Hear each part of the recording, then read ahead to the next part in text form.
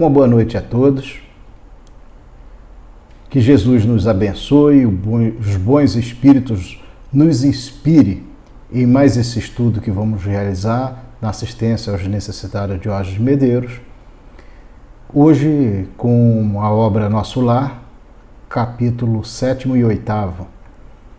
E busquemos na prece a inspiração para que realmente os momentos que aqui vamos passar possam trazer reflexões profundas em nossas vidas para as mudanças que precisamos realizar.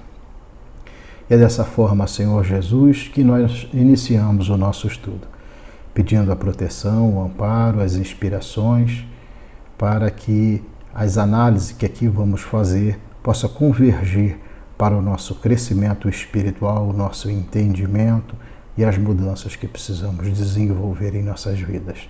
Em Teu santo nome, Senhor Jesus, em nome dos bons espíritos, pedimos a permissão para início do nosso estudo, que assim seja, graças a Deus. Então,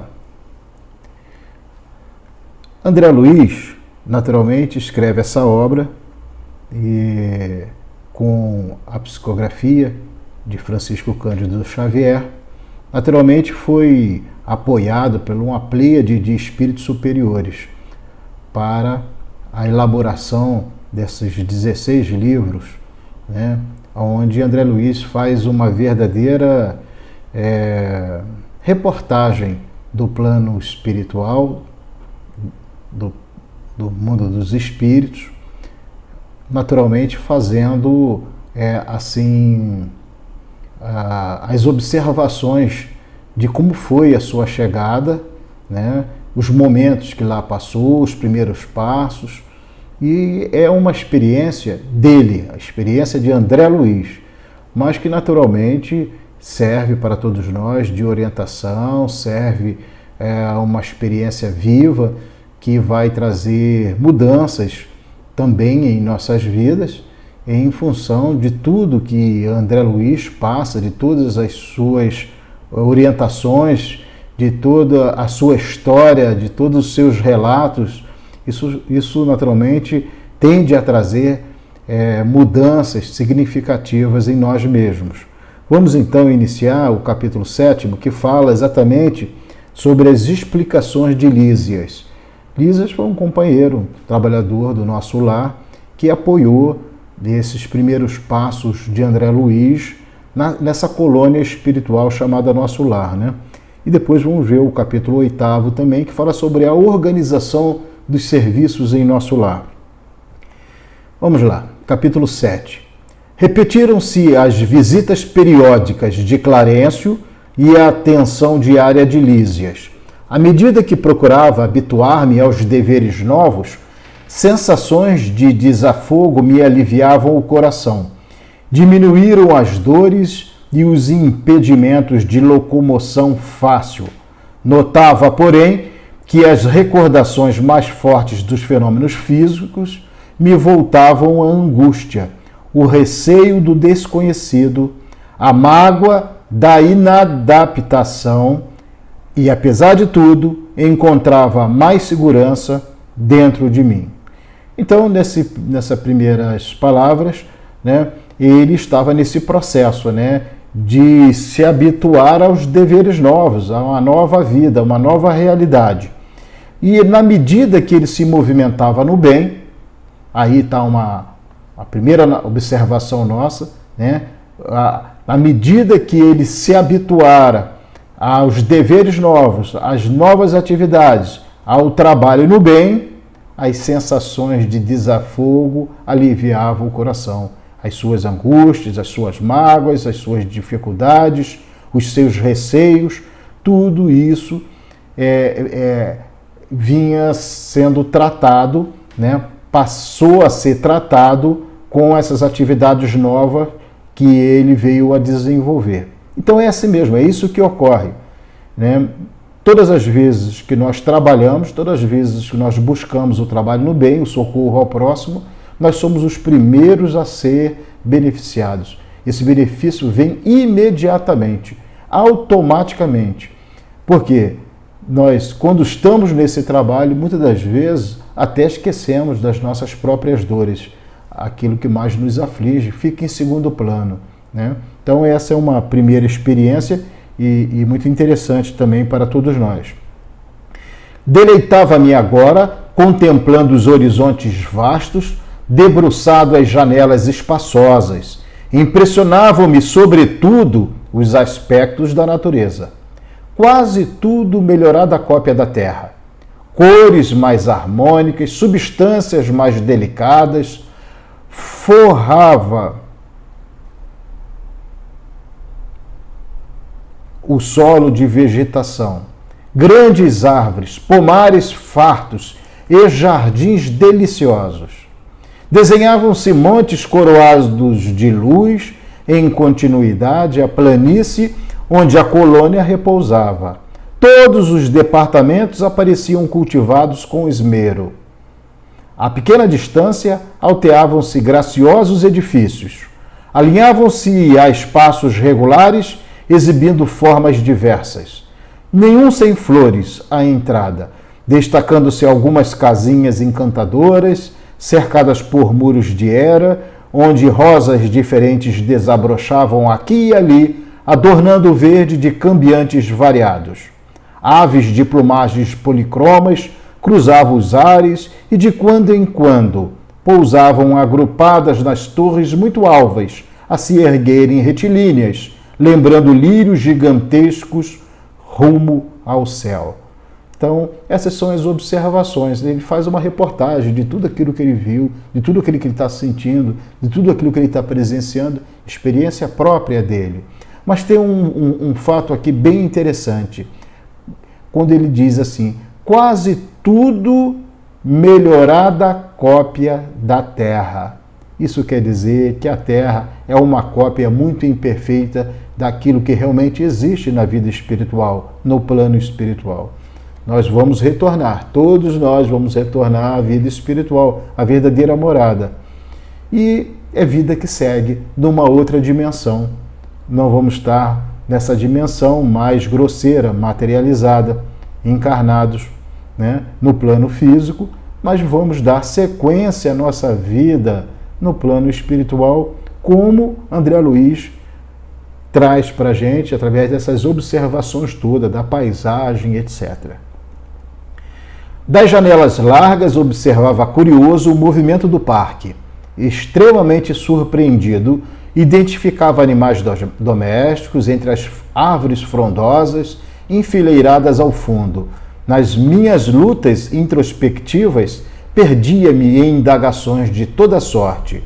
Não conseguia atinar com a multiplicidade de formas análogas às do planeta, considerando a circunstância de me encontrar numa esfera propriamente espiritual.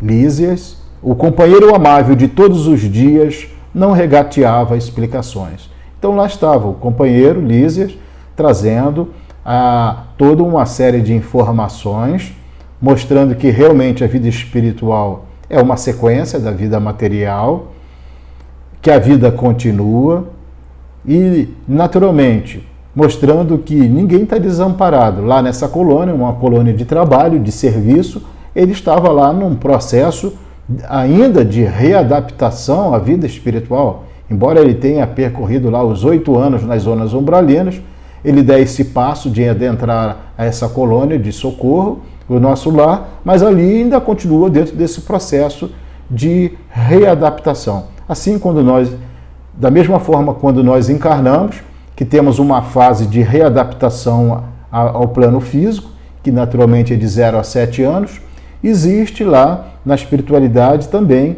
uma fase de readaptação à vida espiritual, que é o que ele realmente estava passando, observando, analisando, vendo tudo à sua volta, né? E aí as indagações de toda sorte surgiam, assim como uma criança aqui na Terra, que faz todo tipo de pergunta. Por que o céu é azul? Né? Por que existe noite e dia? O barulho do trovão, o que seria isso? Da mesma forma que é uma criança que enche os pais de perguntas e indagações, André Luiz também fazia isso no plano espiritual. Bem, A morte do corpo não conduz o homem a situações miraculosas, dizia. Todo processo evolutivo implica gradação. Há regiões múltiplas para os desencarnados, como existe planos inúmeros e surpreendentes para as criaturas envolvidas de carne terrestre. Almas e sentimentos, formas e coisas obedecem a princípios de desenvolvimento natural e hierarquia justa. Preocupava-me, todavia, permanecer ali, num parque de saúde, havia muitas semanas, sem a visita de um conhecido do mundo. Afinal, não fora eu a única pessoa do meu círculo a decifrar o enigma da sepultura. Meus pais me haviam antecipado na grande jornada. Amigos vários no outro tempo me haviam precedido. Por que então não apareciam naquele quarto de enfermidade espiritual para conforto do meu coração dolorido? Bastaria alguns momentos de consolação. Então, nesse trecho deste capítulo, está claro aqui: a morte não conduz o homem a situações miraculosas, é tal vida, tal morte. Nós damos sequência do lado de lá à vida que interrompemos por aqui. Se aqui amamos, continuamos amando. Se odiamos, continuamos odiando. Se éramos viciados, continuamos viciados no plano espiritual. Não existe, todo o processo evolutivo implica numa gradação, não existe saltos. Há todo um processo natural de evolução, de desenvolvimento. E também, naturalmente, vamos nos projetar para as regiões múltiplas, para diversas regiões, de acordo com as condições espirituais de cada um. Nós vamos nos projetar para a nossa verdadeira realidade espiritual, nos ligando aos afins no plano espiritual. São as informações que a gente tem aqui, nesse trecho. E aí ele se preocupava no sentido de que, se ele desencarnou e outros parentes desencarnaram, por que ele não encontrava? Então, mostra naturalmente que, embora outros parentes possam já estar no plano espiritual, mas não quer dizer que todos estão vivendo no mesmo local, no mesmo ambiente, na mesma região. Cada um de acordo com o seu pensamento, com as suas vontades, com a sua realidade. Um dia não pude conter-me e perguntei ao solícito visitador: meu caro Lísias, acha possível aqui o encontro com aqueles que nos antecederam na morte do corpo físico? E Lísias responde: como não? Pensa que está esquecido? Sim, porque não me visitam. Na Terra, sempre contei com a abnegação maternal. Minha mãe, entretanto, até agora, não deu sinal de vida. Meu pai, igualmente, fez a grande viagem 3 anos antes do meu trespasse.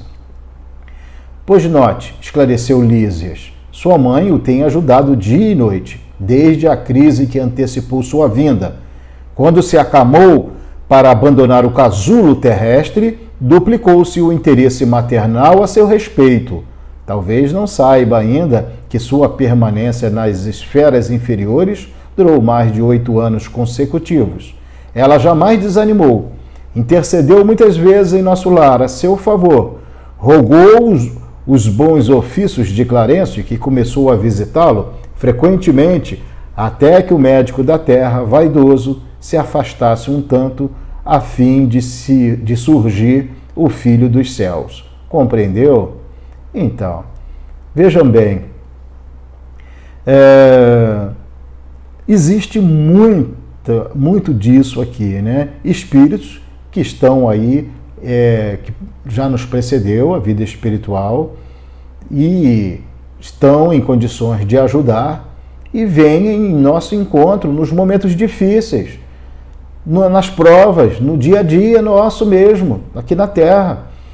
Vem para nos apoiar. Muitas das vezes nós não percebemos a presença. Outras vezes nós estamos realmente fora de sintonia. Nós não estamos, assim, abertos às inspirações, às intuições, ao amparo. Mas o amparo está lá. Olha, a mãe dele estava ali, ao lado, tentando ajudar, orava por ele, se envolveu de toda forma para poder tirar ele daquela situação, mas ele estava fechado, ele estava totalmente bloqueado na sua dor, no seu sofrimento, focando o momento que ele estava vivendo.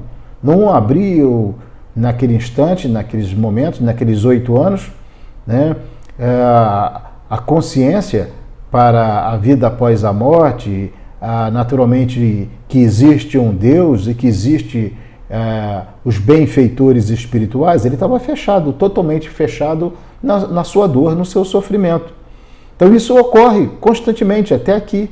Muitas das vezes nós não nos damos conta disso, de que tem espíritos tentando nos ajudar, mas nós precisamos buscar. É o pedir e obtereis. E esse pedir e obtereis está no sentido da sintonia, que nós nos projetamos quando nós realmente fazemos uma prece sincera do fundo da nossa alma. Quando nós nos projetamos realmente, né, às forças superiores, aos benfeitores espirituais através do pensamento e da vontade. E isso ocorreu também com ele, né?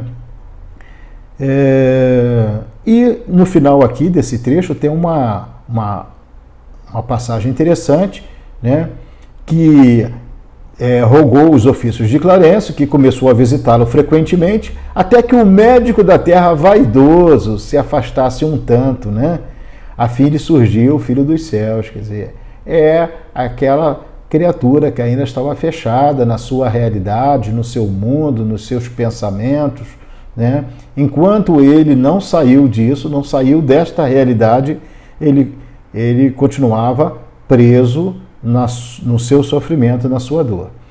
Eu tinha os olhos úmidos, ignorava o número de anos que me distanciavam da gleba terrestre. Desejei conhecer os processos de proteção imperceptível, mas não consegui. Minhas cordas vocais estavam entorpecidas, com um nó de lágrimas represadas no coração. No dia em que você orou com tanta alma, prosseguiu o enfermeiro visitador, quando compreendeu que tudo no universo pertence ao Pai Sublime, seu pranto era diferente. Olha só a mudança de sintonia que a prece pode proporcionar. Não sabe que há chuvas que destroem e chuvas que criam? Lágrimas há também assim. É lógico que o Senhor não espera por nossas rogativas para nos amar. No entanto, é indispensável não colocarmos em determinada posição receptiva a fim de compreender-lhe a infinita bondade. Um espelho enfuscado não reflete a luz. Desse modo, o Pai não precisa de nossas penitências, mas convenhamos que as penitências prestam ótimos serviços a nós mesmos. Entendeu? Clarencio não teve dificuldade em localizá-lo, atendendo aos apelos de sua carinhosa genitora da terra. Você, porém, demorou muito a encontrar Clarencio. E quando sua mãezinha soube que o filho havia rasgado os véus escuro com o auxílio da oração, chorou de alegria, segundo me contaram. Então, passagem linda, mostrando a questão da prece, a questão da receptividade, da sintonia, né? Mostrando que muitas das vezes nós nos fechamos, entramos num padrão vibratório, num padrão de sintonia muito baixo, e aí fica tudo muito difícil de a gente perceber os caminhos que nós precisamos trilhar, as inspirações ficam bloqueadas, as intuições, né? Então, e é interessante quando ele diz aqui, ó, Clarencio foi fácil achar ele, mas ele não foi fácil achar Clarencio. Por quê? Porque ele estava fechado. Embora Clarencio estava do lado dele, ele não conseguia alcançar a sintonia de Clarencio, a presença de Clarencio ali ao lado dele, né? Muito interessante essa questão. E onde está minha mãe? Exclamei por fim. Se me é permitido, quero vê-la, abraçá-la, ajoelhar-me a seus pés. Não vive em nosso lar, esclareceu Lísias. Habita esferas mais altas, onde trabalha não somente por você. Observando meu desapontamento, acrescentou fraterno. virá vê-lo por certo, antes mesmo do que pensamos. Quando alguém deseja algo ardentemente, já se encontra a caminho da realização. Tem você, nesse particular, a lição do próprio caso. Anos a fio, rolou como pluma, albergando o medo, as tristezas e desilusões, mas quando mentalizou firmemente a necessidade de receber o auxílio divino, dilatou o padrão vibratório da mente e alcançou visão e socorro. Então é isso. Olha aí, a questão da vontade, da determinação, do realmente querer, né? Então, isso se aplica no nosso dia a dia. Por isso que nós falamos aí, são experiências importantes que ele viveu, são experiências dele. Não quer dizer que todos nós vamos passar pelo nosso lar e vamos ter as mesmas experiências. Não, não é por aí. Mas são experiências importantes, inclusive, que nós podemos trazer para o nosso dia a dia. Ora, aqui fala da perseverança, da determinação, do desejo ardente em mudanças. Essa que é a nossa dificuldade, muitas das vezes, no trabalho do bem. Nós precisamos sair de cima do muro, realmente partir para as mudanças que nós precisamos fazer em nossas vidas. Muitas das vezes entramos aí para um trabalho mediúnico, de desenvolvimento mediúnico, e não entramos realmente, de fato, entramos apenas o corpo físico, né? Mas não entramos com os nossos sentimentos, com a nossa vontade, com o nosso desejo sincero de desenvolver a mediunidade para socorrer criaturas que sofrem, encarnadas e desencarnadas. Nós estamos dentro, muitas das vezes, dentro de um trabalho mediúnico para a gente não sofrer influência em casa, mas nós não estamos lá abertos a ser solidário, fraterno, a socorrer, a ajudar, a dar a mão ao outro. E isso fica aí um exemplo para todos nós, que foi exatamente no momento em que ele se envolveu completamente com a oração, com a prece, com o desejo ardente de sair daquela situação, foi quando tudo ocorreu, todo o socorro, todo o amparo, todo o direcionamento. Então, são questões que nós precisamos observar, né? Aí, ó, quando mentalizou firmemente a necessidade de receber o auxílio divino, dilatou o padrão vibratório da mente. É isso, nós precisamos disso. Desenvolver esse potencial, todos nós temos, pensamento e vontade para as mudanças positivas em nossas vidas.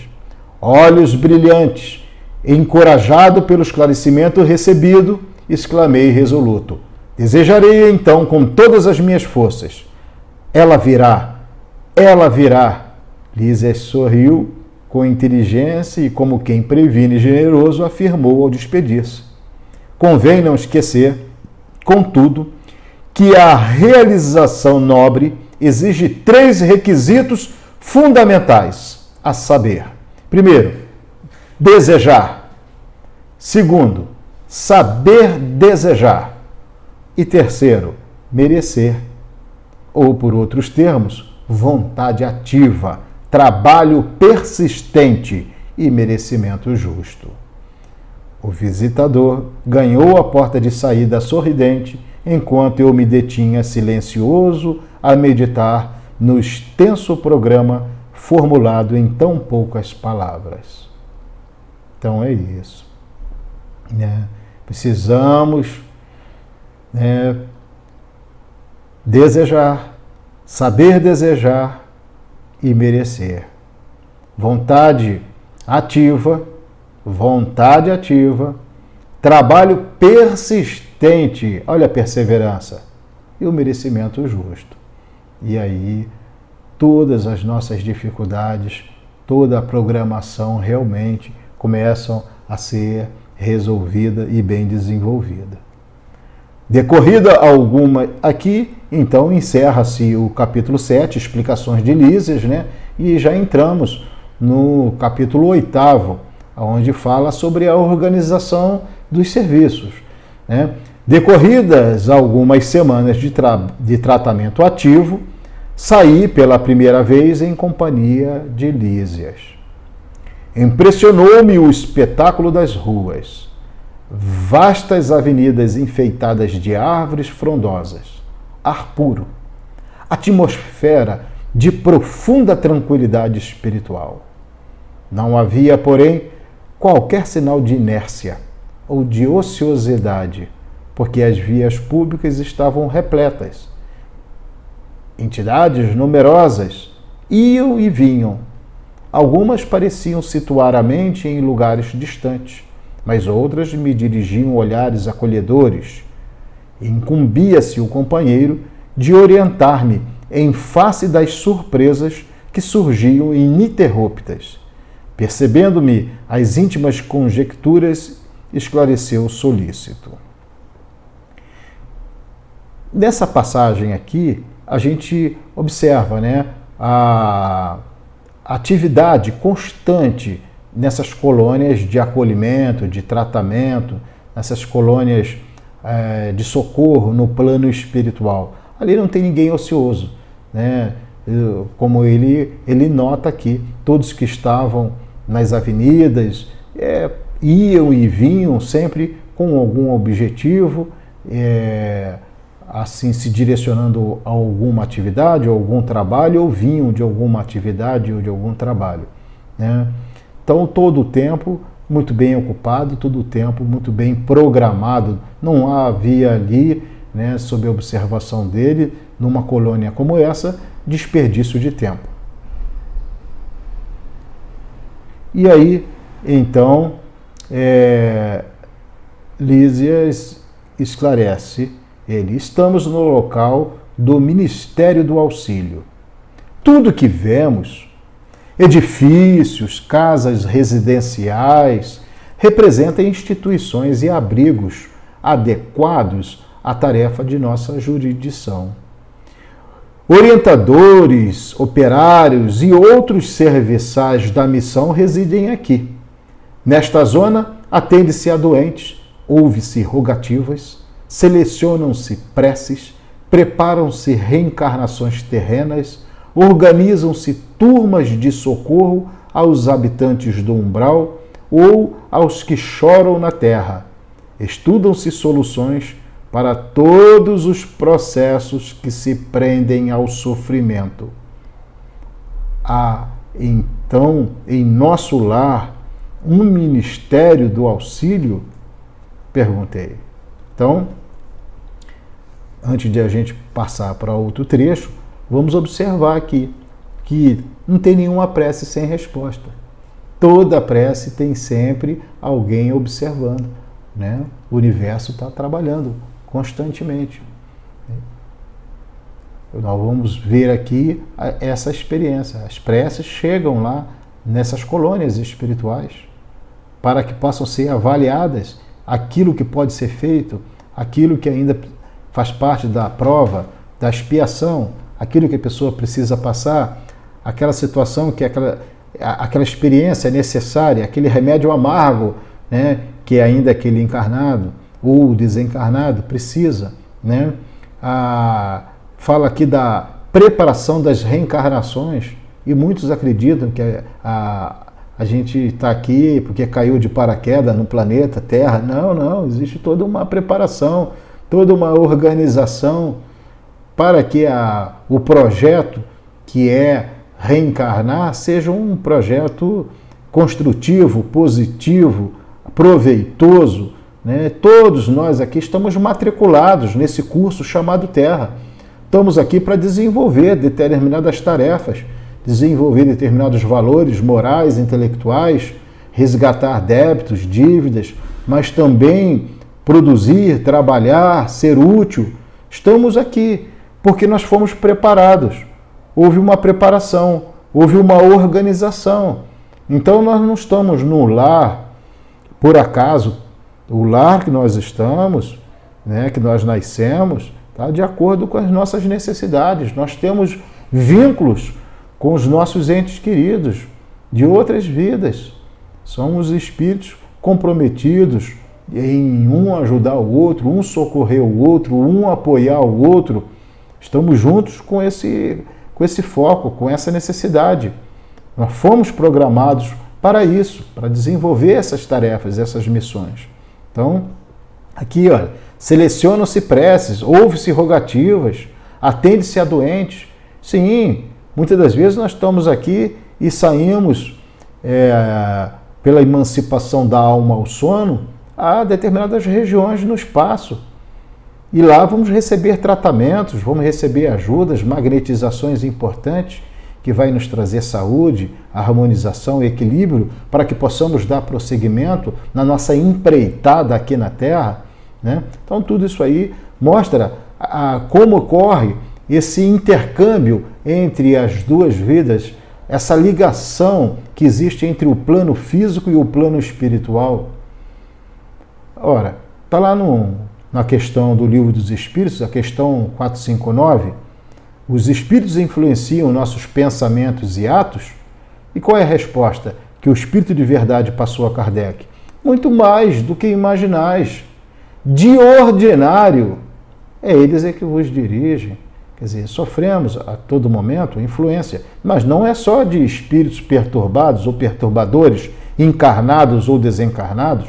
Nós recebemos também inspiração, intuição, para que possamos realmente desenvolver, dar prosseguimento, entrar em novas fases da nossa evolução, né?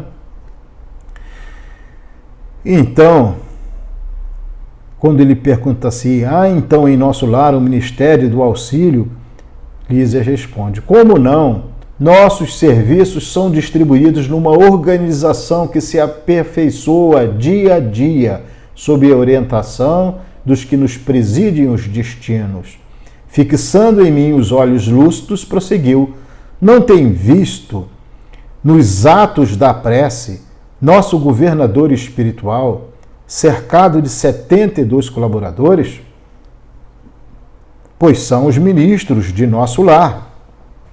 A colônia, que é essencialmente de trabalho e realização, divide-se em 6 ministérios orientados cada qual por 12 ministros. Temos o Ministério da Regeneração, do Auxílio, da Comunicação, do Esclarecimento, da Elevação e da União Divina.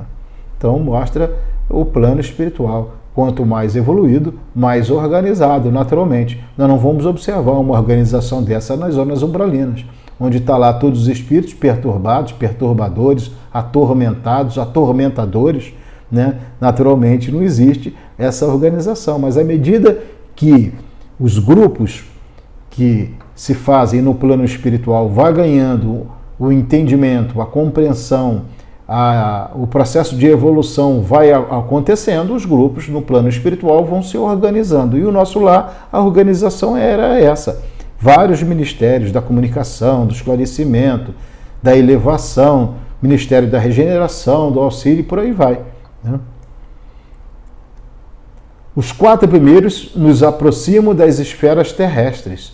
Os 2 últimos nos ligam ao plano superior, visto que a nossa cidade espiritual é uma zona de transição. Quer dizer, entre o plano físico, entre a atmosfera mais pesada, né?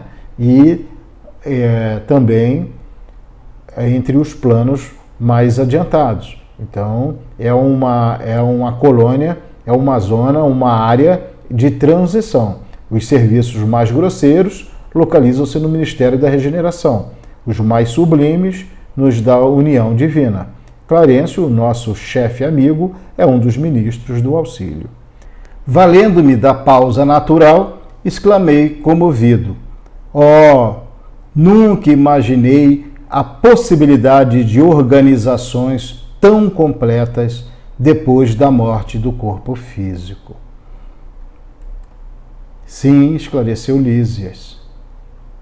O véu da ilusão é muito denso nos círculos carnais. O homem vulgar ignora que toda manifestação de ordem no mundo procede do plano superior. A natureza agreste transforma-se em jardim, quando orientada pela mente do homem, e o pensamento humano, selvagem na criatura primitiva, transforma-se em potencial criador, quando inspirado pelas mentes que funcionam nas esferas mais altas.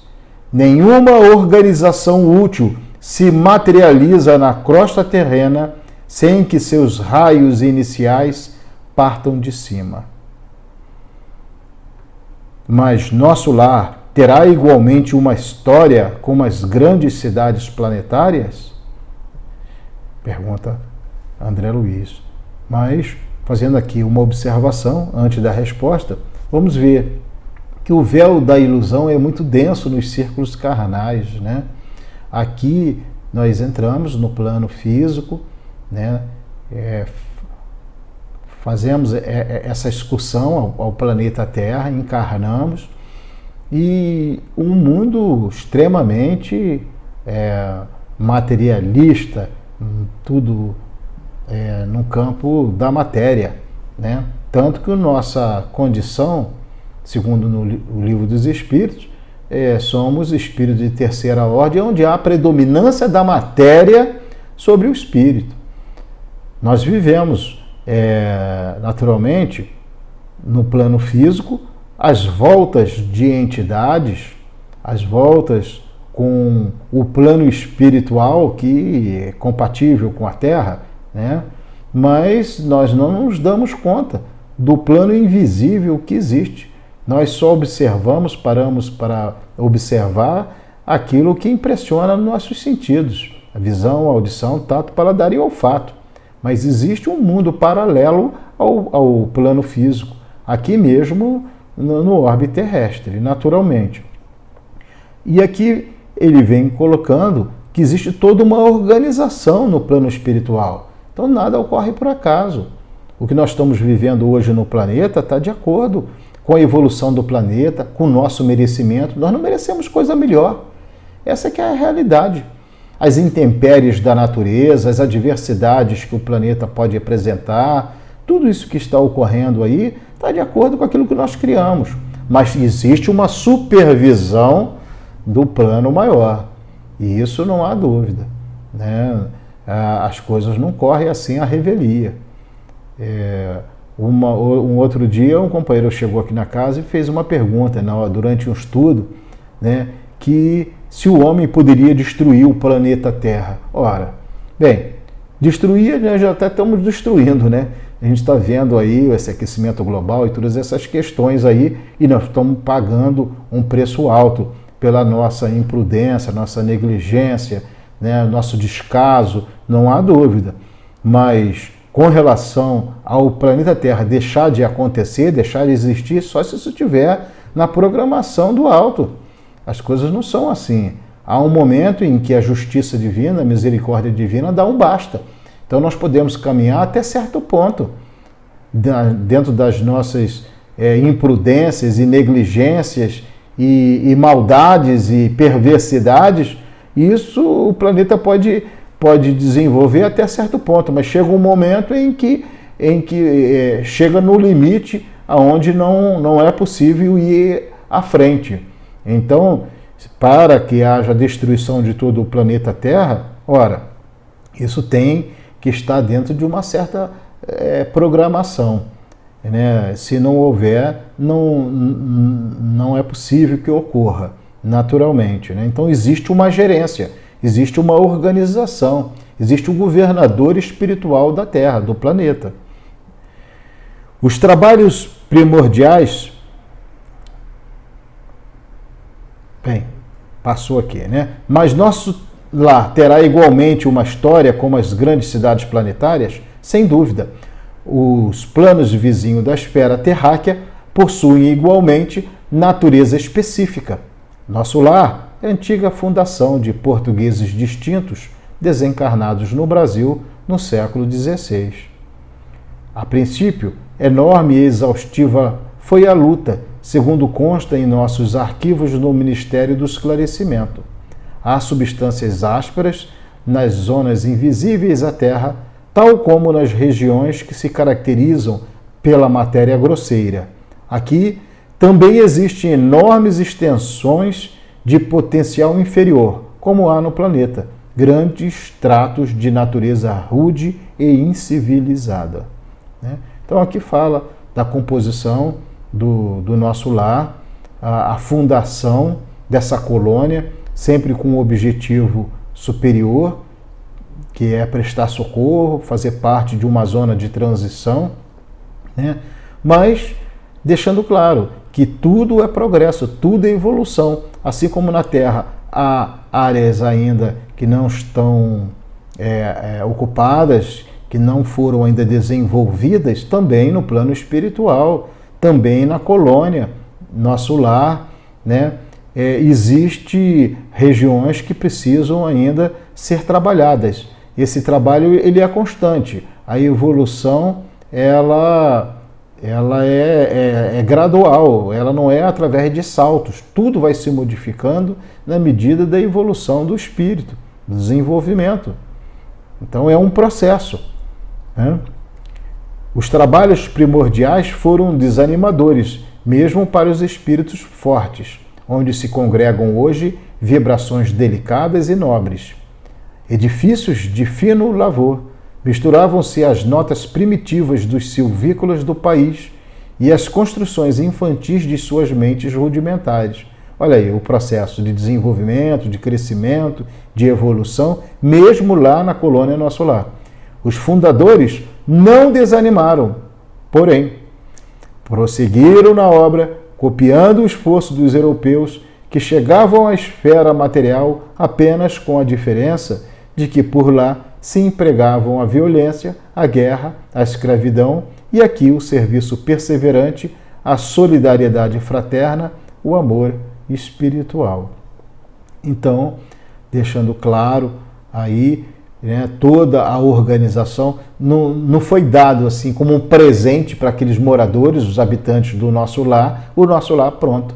Foi todo um processo de criação, de desenvolvimento, de construção, de organização para que chegasse no ponto em que chegou quando André Luiz lá foi acolhido.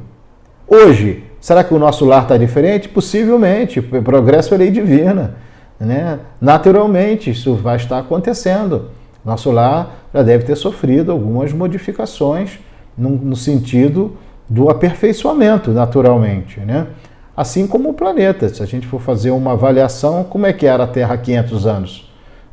Como é que era o planeta há 300 anos atrás, há 200 anos, há 100 anos atrás, há 50 anos atrás? Como é que ela é agora? Como é que será daqui a 100 anos, daqui a 200 anos?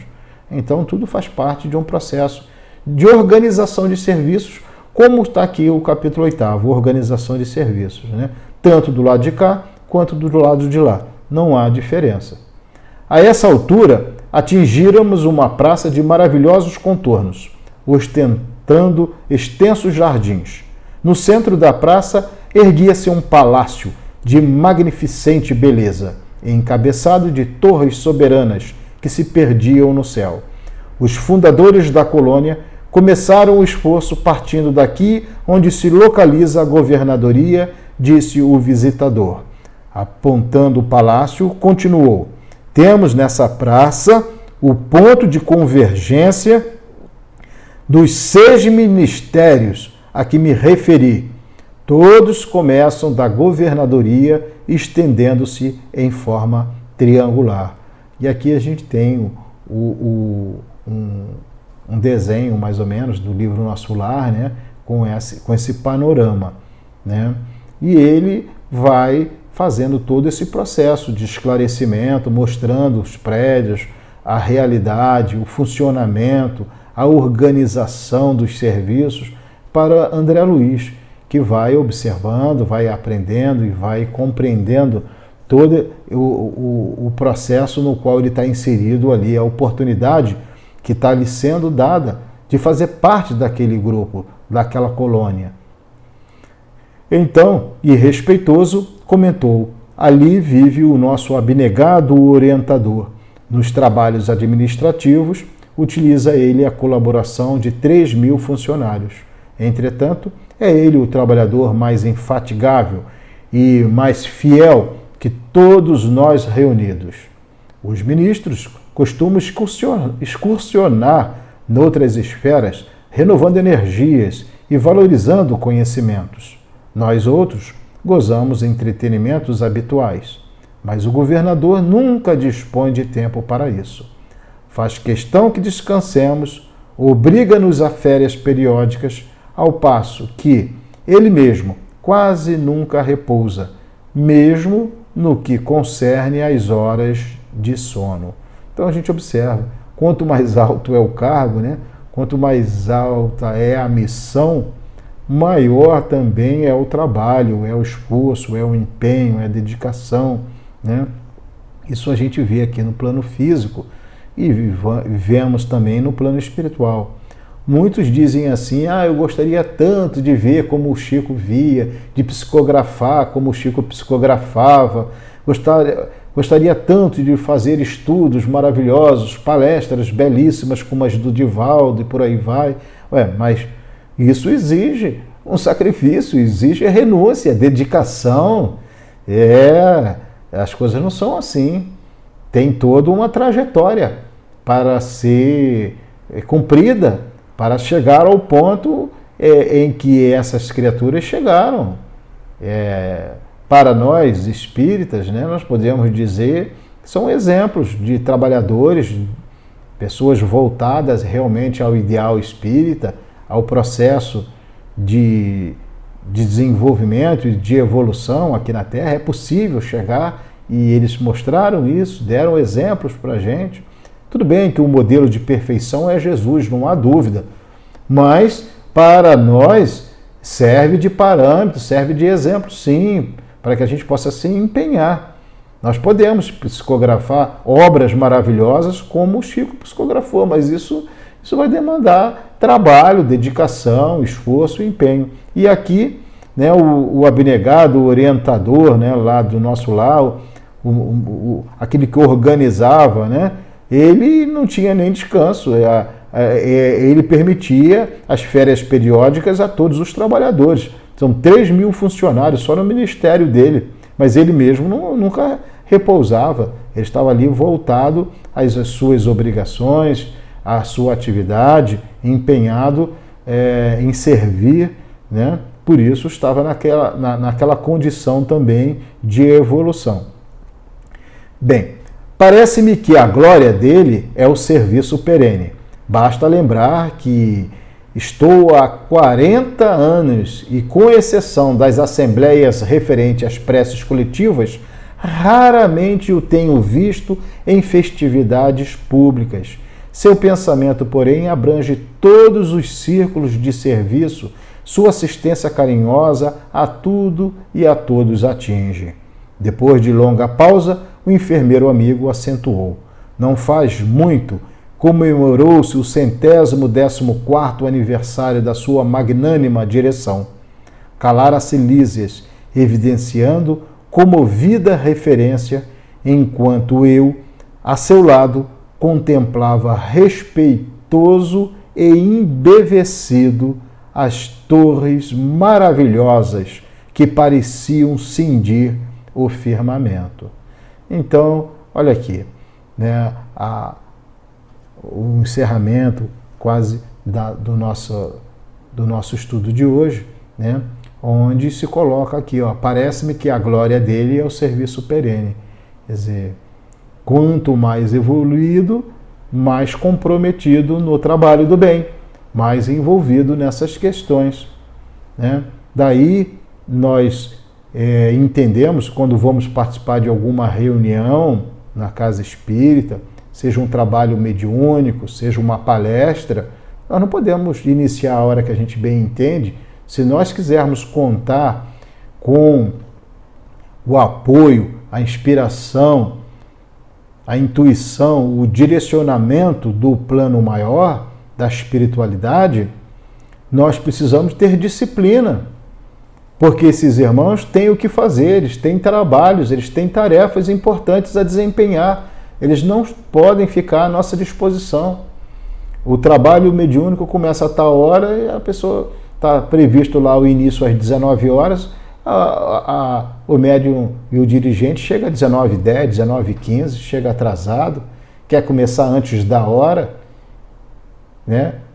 Tá previsto o início do trabalho às 19 horas. O dirigente quer começar 18h40, 18h30, vai começar sozinho, vai fazer o trabalho sozinho, porque existe disciplina no plano espiritual. Se nós não temos disciplina, nós precisamos desenvolver esses valores, né? Porque nós estamos vendo aqui, olha a organização que é, olha a organização de serviço.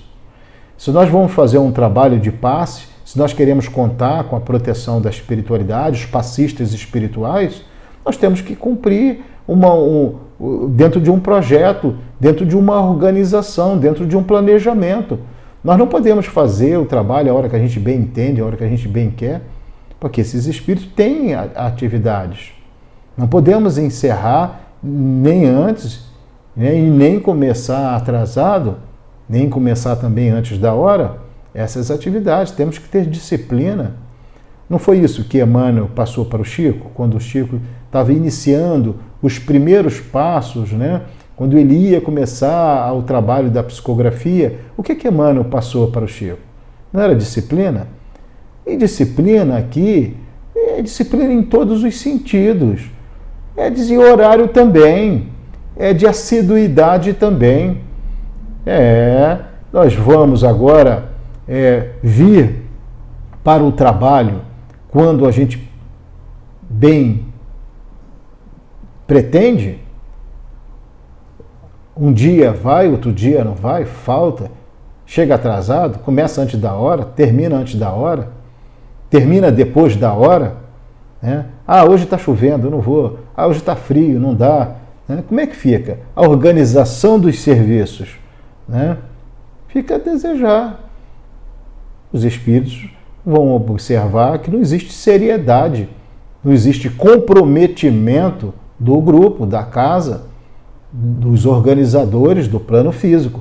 Portanto, vamos ficar sozinhos, porque eles têm atividades. Aquela ideia de que o nosso guia está ao nosso lado o tempo todo, as coisas não funcionam assim. Imagina, o espírito vai parar o seu processo de desenvolvimento, de evolução, ele vai parar o processo de aprendizado, das aulas que tem no plano espiritual, das assembleias, dos estudos. Ele vai deixar de lado tudo isso para ficar andando do lado da gente? Ora, não tem sentido uma coisa dessa. Os espíritos agora vão ficar tomando conta do nosso portão para o ladrão não entrar? O nosso plano é esse, a nossa realidade é essa. Nós é que temos que fechar o portão. Não podemos contar com os espíritos para isso. Isso é um absurdo a gente pensar numa coisa dessa, né? É como a casa espírita. O plano espiritual dá toda assistência, todo o apoio, todo o amparo. Mas quem tem que tomar conta do portão da casa espírita somos nós encarnados. Se for necessário colocar muros altos, nós vamos ter que colocar. Se tiver que colocar choque em cima do muro, cerca elétrica, nós vamos precisar colocar. Concertina para cortar a pessoa que quiser pular o muro, isso nós vamos colocar. Compete a cada um de nós. Não compete, naturalmente, a espiritualidade fazer esse tipo de trabalho.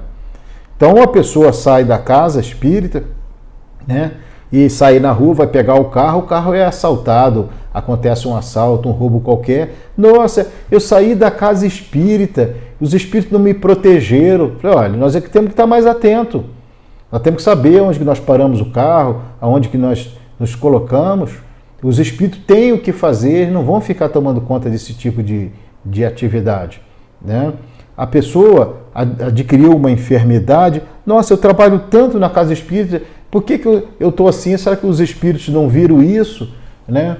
Há pessoas a ponto de que imagina que o espírito está assim, isento dessas provas, dessas expiações. Há pessoas que pensam assim. Nós não estamos isentos de nada disso, nem da doença. Nós não estamos assim, podemos ter perda de entes queridos. É normal, vão perder sim. O pai, a mãe, o filho, o irmão, a esposa, o marido, nós vamos perder. E aí nós vamos atribuir isso à má sorte ou à falta de proteção? Não. Não é assim que as coisas funcionam. Existe toda uma programação aqui na Terra e no qual nós estamos inseridos. Agora, no momento onde nós estamos passando por uma prova difícil, nós evocamos através da prece um apoio, o apoio vem, o apoio surge, o amparo acontece, a intuição, a inspiração, né?